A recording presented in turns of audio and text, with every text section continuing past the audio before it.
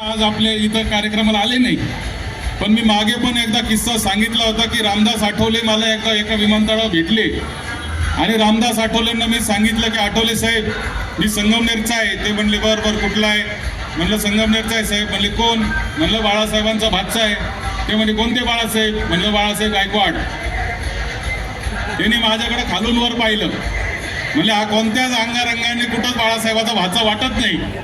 मग मी त्यांना सांगितलं की बाळासाहेब गायकवाड जे आहेत ते आमचे मामा आहेत. मी बाळासाहेब थोरातांचा भाचा जरी असलो तरी आम्हाला लहानपणापासून हे सगळे अवतीभोवती आमचे जे लोक होते ते आमचे मामा होते आणि त्याच पद्धतीने आमची जडणघडण झालेली आहे. अशा संस्कृतीतून वर आलेलो आम्ही सगळे लोक असल्यामुळे मला तुम्हाला एवढंच सांगायचं आहे का ही संस्कृती जपणं हे आपलं तुमचं आमचं सगळ्यांचं काम आहे.